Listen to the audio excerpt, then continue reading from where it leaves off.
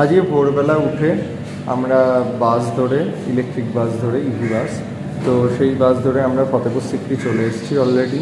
আমরা বাস স্ট্যান্ডের মধ্যে একটু কিছু খেয়ে দিয়ে নিয়ে ছাতু খেয়েছি। আমরা তিনজনে ছাতু খেয়েছি। অনুপাকে ছাতু খেতো না, এখন আমার পাল্লায় পরে খাচ্ছে। যাই হোক, হ্যাঁ, বিয়ের পর মানুষের অনেক কিছু চেঞ্জ হয়। হ্যাঁ, বিয়ের পর ছেলেরা বদলে যায়, গাইস, বদলে যায়। ছেলে আবার পুরো বদলে গেছে।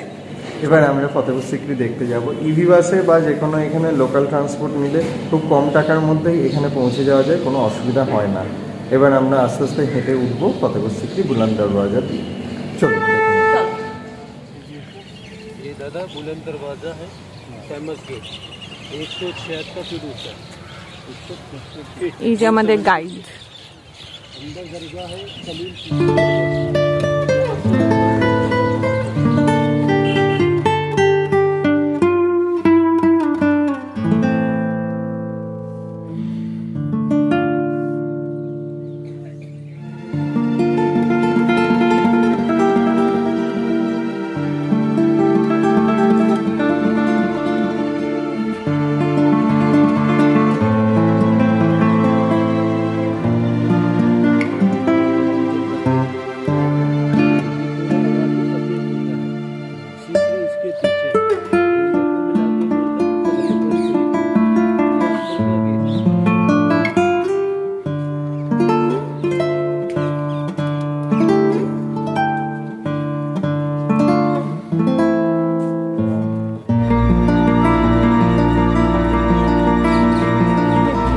জুতো রাখতে হবে গেটে ঢোকার মুখে।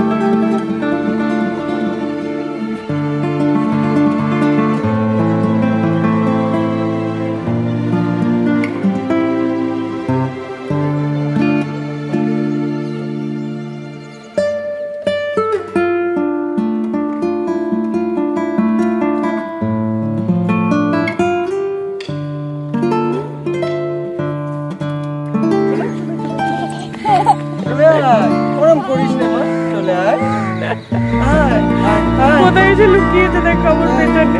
ওইদিকে তো নাও বোঝো।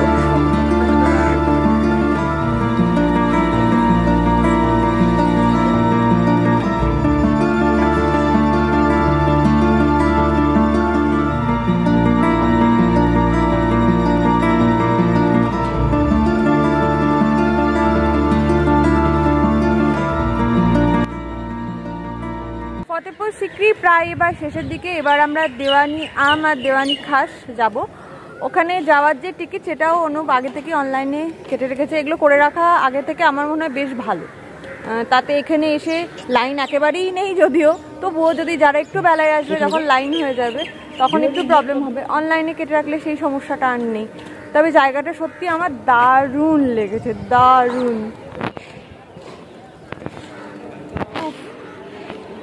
অপূর্ব লেগেছে গো জায়গাটা। আমাদের যেখানে যেখানে আসার কথা ছিল সেখানে আমরা চলে এসেছি। ছেলে আর ছেলের বাবা সবসময় আগে আগে চলে যায়, আর আমাকে বাধ্য হয়ে ক্যামেরা করতে হয়, তার জন্য আমার কোনো ভিডিও ওঠে না। দুঃখের কাহিনী। যাই হোক, ভেতরটা দেখি, চলো তোমাদেরও দেখাই। সকালবেলার ফাঁকা চত্বর, আকাশের রংটা জাস্ট প্রেমে পড়ে যাওয়ার মতো।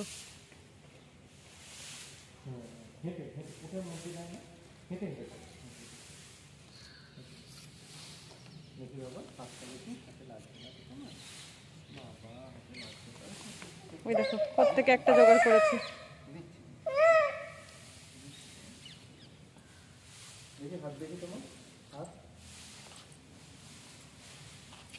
কি চলছে এখানে? কি চলছে? এটা কি করছিস ওদের? এটা কি চলছে? দর্শি করছো? হ্যাঁ দেখো বাবা, হাতে কিন্তু ফুটে যাবে। ওরে বাবা রে, হাতে ফুটে যাবে যেখানে ধরেছো।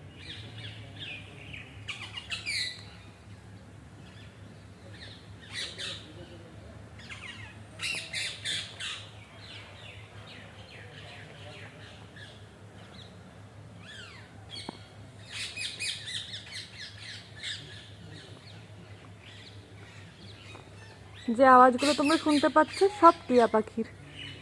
এখানে টিয়াই টিয়াই ভর্তি।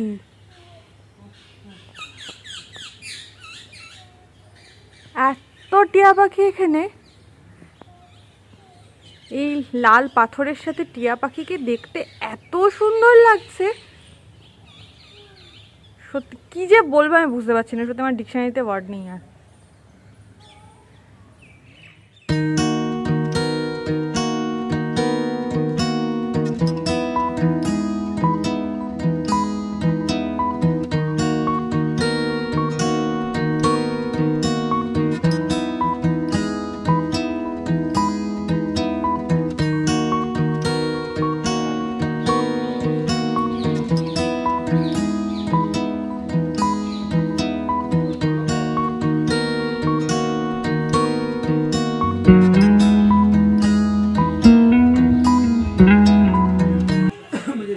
এখন আমরা ইভি বাসে বসে আছি।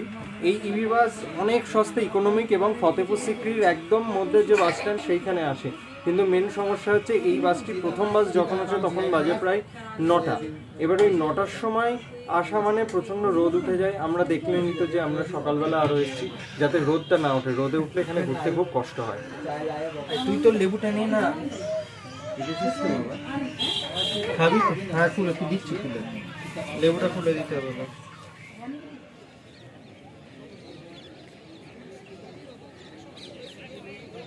আগ্রাটা খুব ভালো ঘুরেছি এবং ঘুরে শেষ পর্যন্ত তারপর কালকে বিকালে এত টায়ার্ড হয়ে গিয়েছিলাম।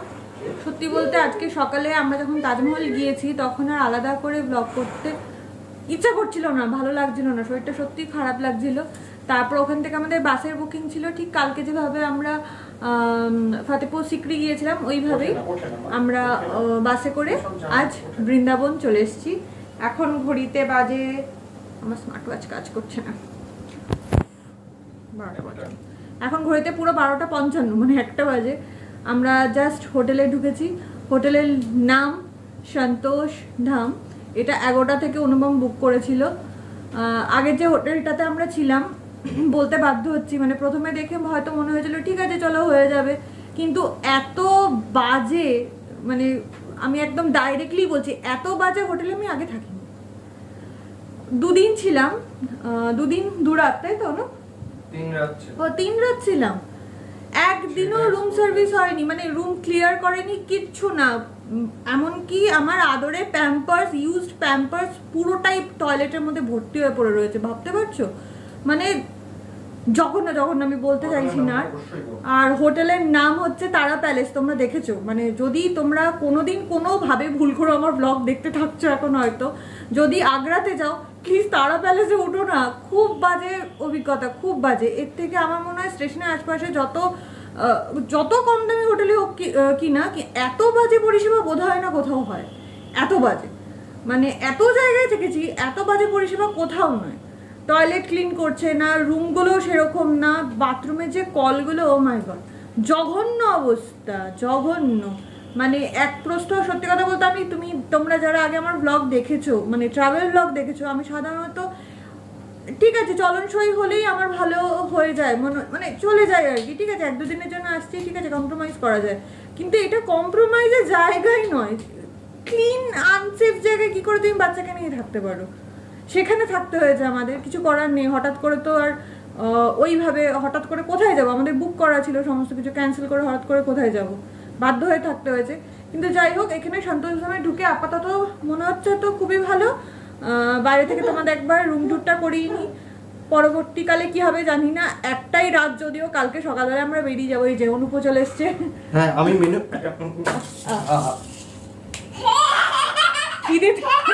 এই অবস্থা হয় আমার, আদরও হাসছে। আসলে খিদে পেলে এই অবস্থা হয়। মেনু কার্ড হাতে নিয়ে সবার আগে দেখছি যে কি খাবার অর্ডার করা যায়।